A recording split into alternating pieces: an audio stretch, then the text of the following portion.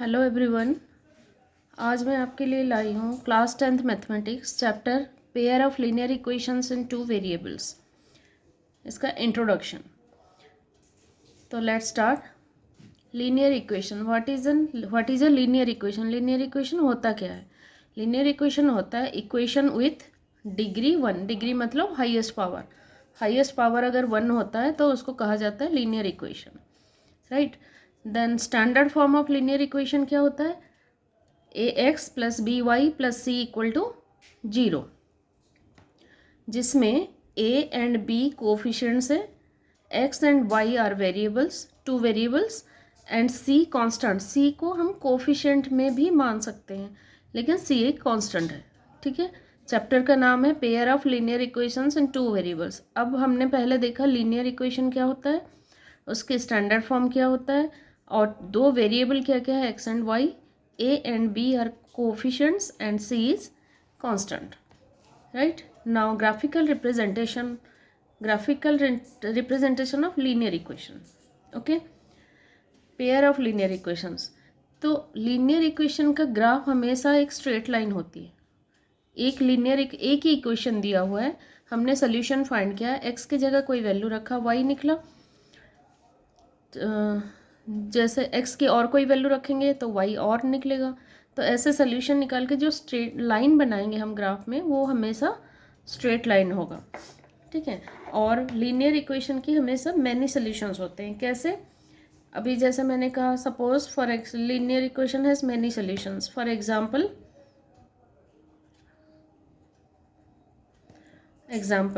यहाँ मैंने एक बॉक्स बनाया,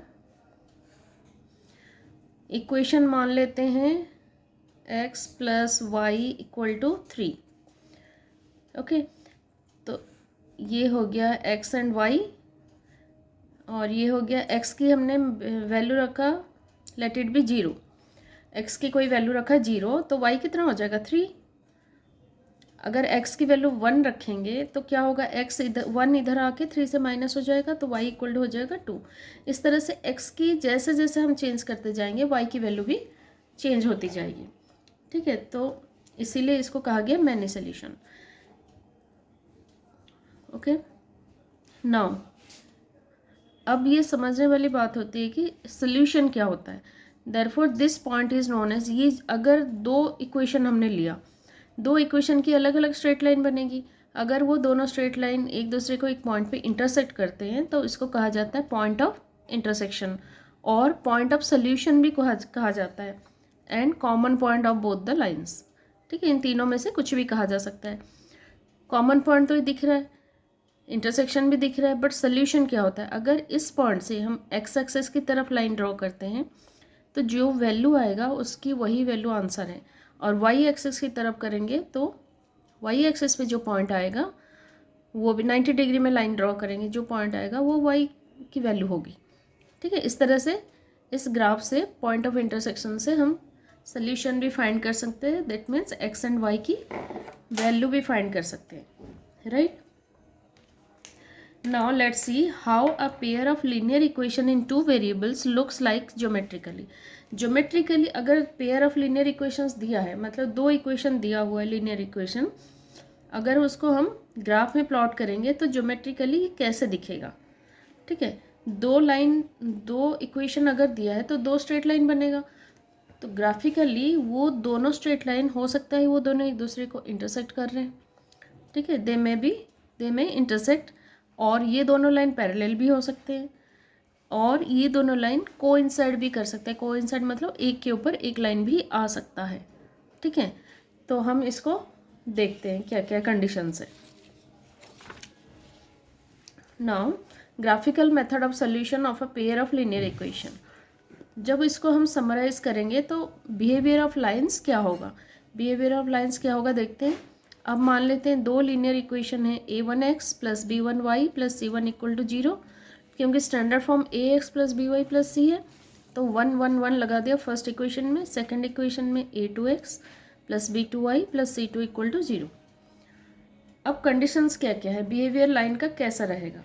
इफ़ अगर इन दोनों लीनियर इक्वेशन में कोफिशिएंट की रेशियो मतलब A1/A2 not equal to B1/B2 हो रहा है, तो ये इंटरसेक्टिंग लाइन्स आएंगे। ग्राफ में जब लाइन हम प्लॉट करेंगे तो दोनों लाइन इंटरसेक्ट करेंगे। ये है ग्राफिकल रिप्रेजेंटेशन, ठीक है। और अलजेब्रिक इंटरप्रिटेशन क्या होगा, जबकि ये दोनों लाइन एक दूसरे को एक ही पॉइंट पे इंटरसेक्ट कर रहे हैं तो इसमें एक ही सोल्यूशन होगा, वन सोल्यूशन और यूनिक सोल्यूशन, ठीक है। और जब इंटरसेक्शन होता है, किसी पॉइंट पे इंटरसेक्ट करते हैं लाइंस को एक पॉइंट में और मोर देन वन पॉइंट्स में, तो वो होते हैं कंसिस्टेंट पेयर ऑफ इक्वेशंस, ठीक है। तो फर्स्ट कंडीशन क्या है, A1/A2 not equal to B1/B2, तो ये होंगे इंटरसेक्टिंग लाइंस। और ग्राफिकल रिप्रेजेंटेशन में क्या होगा, इंटरसेक्ट कर रहे होंगे दोनों लाइन। अलजेब्रिक इंटरप्रिटेशन हुआ कि जब एक पॉइंट पे इंटरसेक्ट कर रहे हैं तो एक ही सोल्यूशन होगा और कंसिस्टेंट पेयर ऑफ इक्वेशंस होंगे, ठीक है। सेकेंड कंडीशन है, if A1/A2 equal to B1/B2 equal to C1/C2 होता है, तो ये क्या होंगे, कोइंसिडेंट लाइंस। तो ग्राफिकल रिप्रेजेंटेशन कैसे होगा, एक लाइन के ऊपर दूसरी लाइन, ये दोनों लाइन एक दूसरे को ईच एंड एवरी पॉइंट पे इंटरसेक्ट करेंगे। जब ईच एंड एवरी पॉइंट पे इंटरसेक्ट कर रहे हैं मतलब बहुत सारे, लाइन कितना बड़ा है हमें नहीं पता, बहुत सारे पॉइंट पे इंटरसेक्ट कर रहे हैं, इसलिए ये होगा मैनी सोल्यूशंस। मैनी पॉइंट्स पे इंटरसेक्ट करेंगे एवरी पॉइंट और मैनी पॉइंट्स, इसलिए ये होगा दे हैव मैनी सोल्यूशंस। ये है अलजेब्रिक इंटरप्रिटेशन, ठीक है। और ये भी इंटरसेक्शन हो रहा है इसलिए ये होंगे consistent pair of equations, right. Third condition क्या है, if A1/A2 equal to B1/B2 but not equal to C1/C2 होता है, तो दोनों लाइन की ग्राफिकल रिप्रेजेंटेशन कैसे होगा, पैरेलल लाइंस। और पैरेलल लाइंस में हम देख रहे हैं कि दोनों लाइन एक दूसरे को किसी भी पॉइंट पे इंटरसेक्ट नहीं कर रहे हैं। अगर इंटरसेक्ट नहीं करेंगे तो क्या होगा, no solutions, they have no solutions, algebraic interpretation. और अगर इंटरसेक्शन नहीं है तो इनकंसिस्टेंट पेयर ऑफ इक्वेशंस भी होगा, ठीक है। ओवरऑल ऐसा है कि दोनों लाइन एक दूसरे को जितने पॉइंट पे इंटरसेक्ट करेंगे उतनी सोल्यूशंस होती है।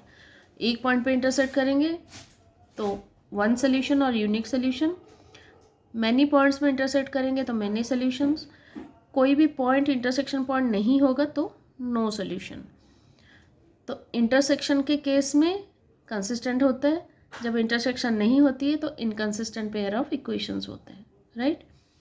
नेक्स्ट, अब इस चैप्टर में आ रहा है algebraic methods of solving a pair of linear equation, ठीक है। एक पेयर ऑफ लीनियर इक्वेशन को सॉल्व करने का कौन कौन सा मेथड है। फर्स्ट है सब्स्टिट्यूशन मेथड, दूसरा है एलिमिनेशन मेथड, और एक और मेथड है क्रॉस मल्टीप्लिकेशन मेथड। वो कभी हुआ करता था बट 2020-21 सिलेबस से उसको हटा दिया गया है, इसलिए हम पढ़ेंगे दो ही method, substitution method and elimination method. इस दोनों मेथड को मैं एक एग्जांपल से सॉल्व करके आपको समझा रही हूँ। फर्स्ट सब्स्टिट्यूशन मेथड, सब्स्टिट्यूशन मतलब एक की जगह दूसरे को प्लेस करना, ठीक है, सब्स्टिट्यूट करना। तो फर्स्ट ये दो इक्वेशन से x + y = 5 and 2x - 3y = 4, this is equation 1 and this is equation 2। अब हम इन दोनों इक्वेशन को सॉल्व करते हैं, ठीक है। फर्स्ट इक्वेशन सब्स्टिट्यूशन मेथड में वैसे तो कोई भी इक्वेशन लेके करेंगे वो सॉल्व हो सकता है, बट जो इजियर इक्वेशन है उससे पहले लेना होता है। जैसे ये सिंपल इक्वेशन है x + 5 = x + y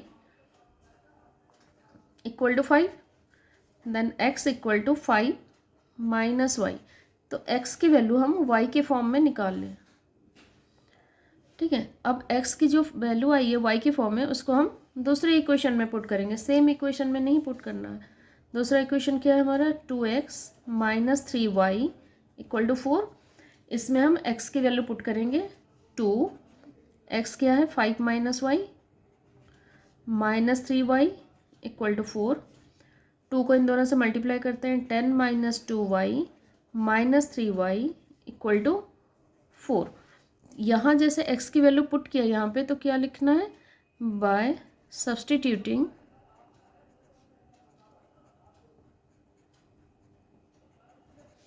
the value of x की वैल्यू हमने सब्स्टिट्यूट किया है।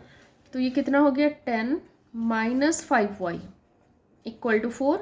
5y को राइट साइड में ले जाते हैं और 4 को लेफ्ट में लाते हैं, तो क्या हो जाएगा 10 माइनस 4 इक्वल टू 5y।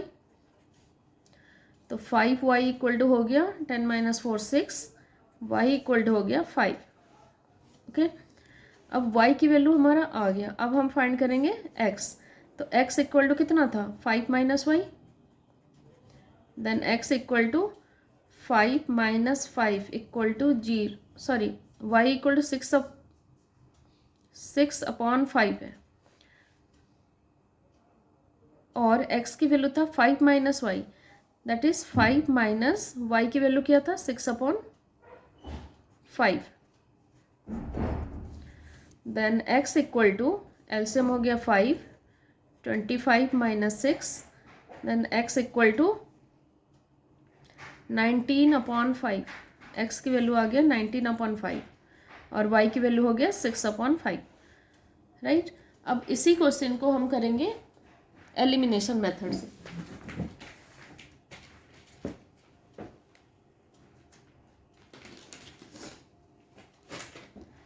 अब इसी क्वेश्चन को मैं एलिमिनेशन मेथड से करके दिखा रही हूँ, यहीं पे कर देते हैं।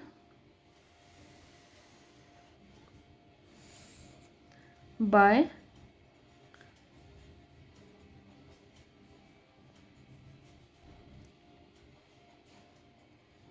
एलिमिनेशन।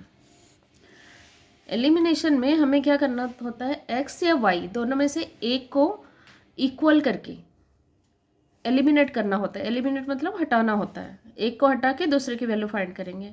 तो हमारे पास इक्वेशन 1 क्या है, x plus y equal to 5 है, ये फर्स्ट इक्वेशन है। 2x minus 3y equal to 4, ये सेकेंड इक्वेशन है। अब हम क्या करेंगे, x को इक्वल करते हैं। तो सेकेंड इक्वेशन में 2x है, तो फर्स्ट इक्वेशन में x में 2 मल्टीप्लाई करेंगे तो ये 2x हो जाएगा। लेकिन 2 अगर मल्टीप्लाई करेंगे पूरा इक्वेशन में करना होता है, ठीक है। तो इक्वेशन 1 इंटू 2, तो क्या हो जाएगा 2 इंटू एक्स 2x, सबके साथ करेंगे इसलिए 2y इक्वल टू 10। और इक्वेशन 2 में हमें कुछ भी करने की ज़रूरत नहीं है, इसलिए मल्टीप्लाई 1 कर दिया।